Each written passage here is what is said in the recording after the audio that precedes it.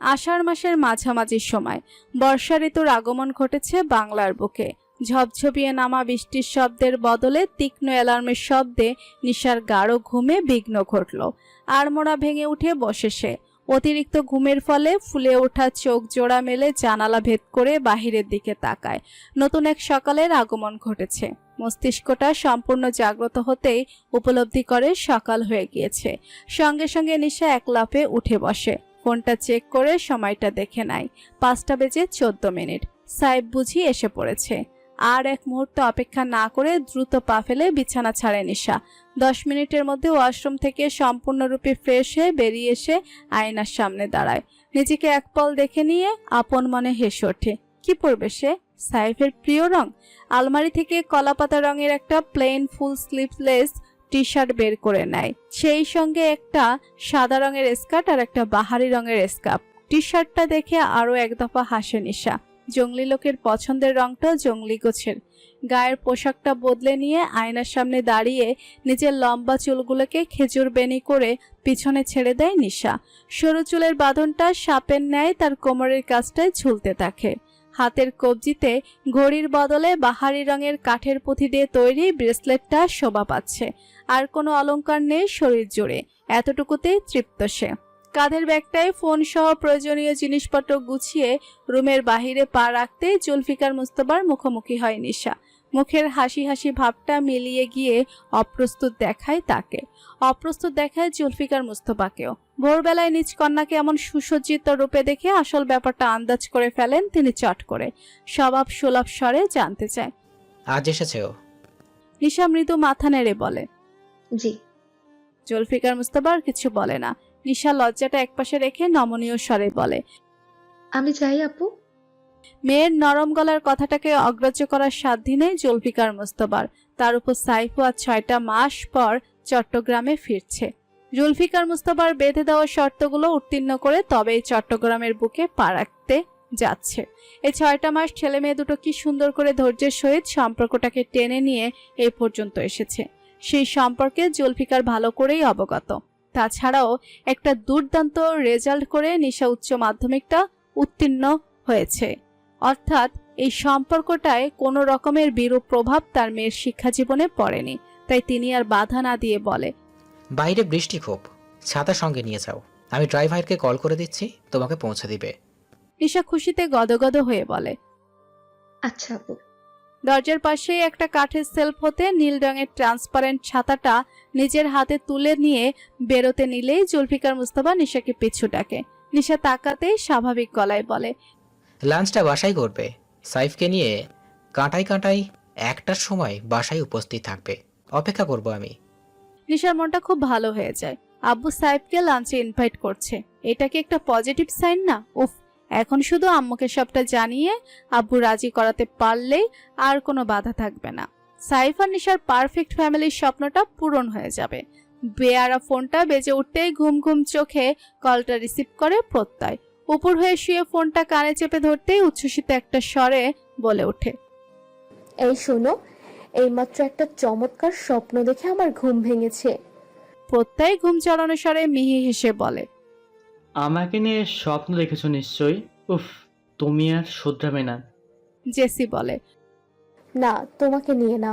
আমি দেখেছি আমাদের টাইগারের একটা ভাই এসেছে। ওর নাম জানো কি রেখেছি? King Kong.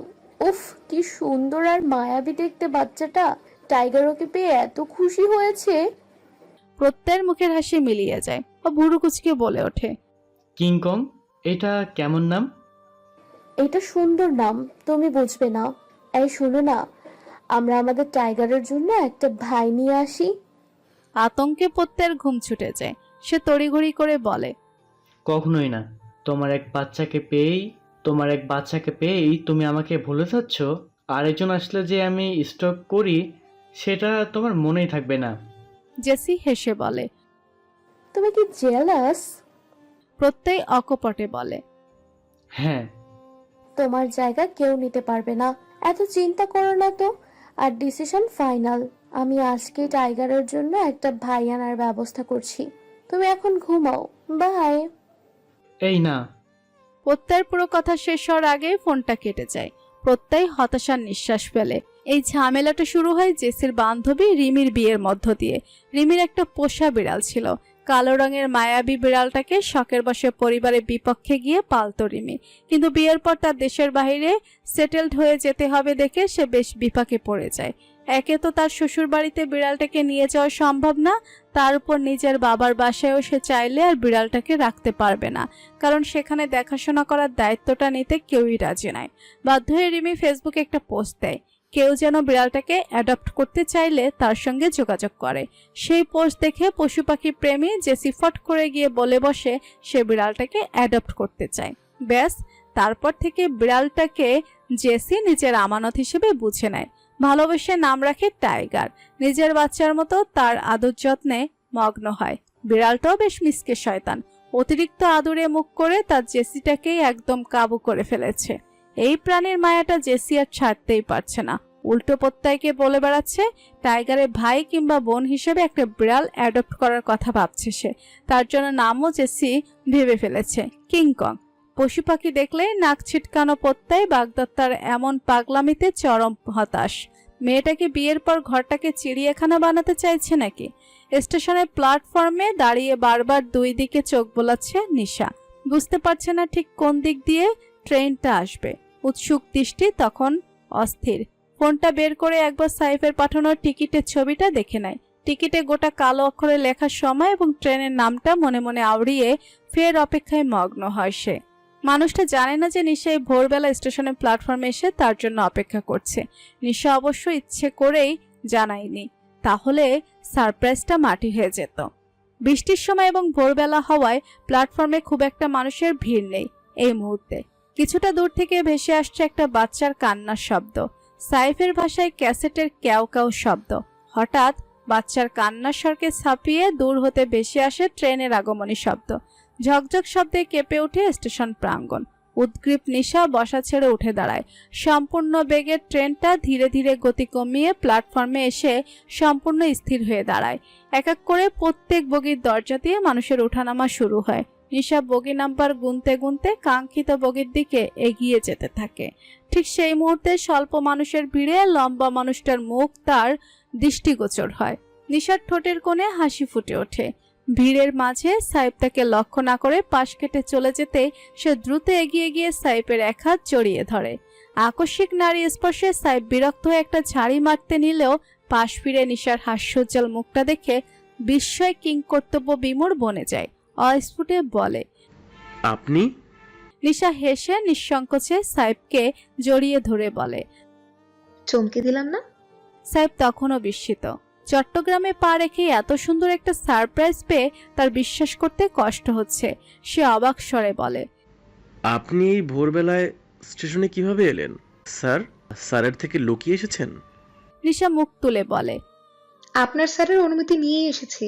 সেই সঙ্গে উনি এও বলেছেন দুপুর 1টার মধ্যে আপনাকে নিয়ে বাসায় উপস্থিত হতে। লাঞ্চটা আমরা আব্বুর সাথে করব। লেফটেন্যান্ট কর্নেলের একে এহনো নিমন্ত্রণে সাইফ আরো অবাক হলো। নিশা তা দেখে হেসে বলে, 6 মাস পরে দেখা হচ্ছে, আপনি কি হাঁ করেই থাকবেন শুধু? মিস করেননি বুঝি?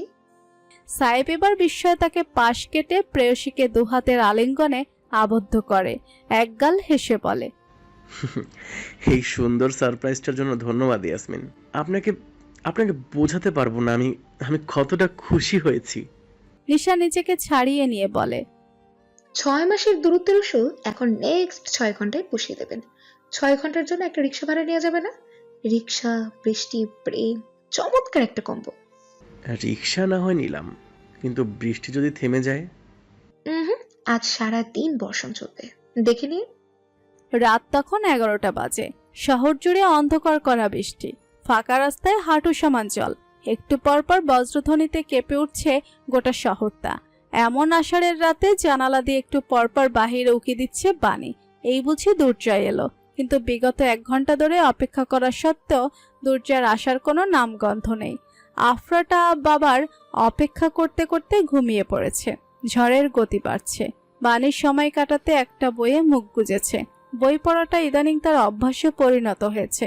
তার মেন্টাল ট্রমাটা কাটানোর জন্য দুর্জয় একজন সাইকিয়াট্রিস্টের সাহায্য নিয়েছে। বেশ কিছু সেশনের কাউন্সেলিংয়ের মাধ্যমে কিছুটা হলেও উপকার পাচ্ছে বাণী। ধীরে ধীরে নিজের দুঃস্বপ্নের উপর নিয়ন্ত্রণ রাখতে শিখেছে। সাইকিয়াট্রিস্ট এর সাজেশনে বেশ কিছু হিলিং প্লটের বইও দুর্জয় তাকে এনে দিয়েছে। মনকে অতীতের ক্ষত থেকে ভুলিয়ে রাখতে সেগুলো বেশ কার্যকরী। হঠাৎ গাড়ির হর্নের শব্দ শুনতেই বাণী বই রেখে দ্রুত জানালা খুলে বাইরে উকি মারে। পরিচিত গাড়িটার দৃষ্টিগোচর হতেই দ্রুত একটা ছাতা নিয়ে ঘর থেকে বেরিয়ে যায় সে। পোর্স পেরিয়ে উঠোনে পা রেখে দ্রুত গাড়ির কাছে এগিয়ে যায় বাণী। দুর্জয় ততক্ষণে গাড়ি ছেড়ে নেমেছে। বৃষ্টির প্রকোপে ইতিমধ্যে ভিজে জবজবে অবস্থা তার। বাণীকে দেখে ভুরু কুঁচকে বলে, তুমি বাইরে এলে কেন? বাণী উত্তর না দিয়ে উন্মুক্ত ছাতাটা দুর্জয়ের মাথার উপর ধরে। বাতাসের প্রকোপে তার শাড়ির আঁচলও এতক্ষণে ভিজে গিয়েছে। এক ছাতার নিচে জুবুথুবু হয়ে দুজন বাড়িতে প্রবেশ করে। দুর্জয় জুতা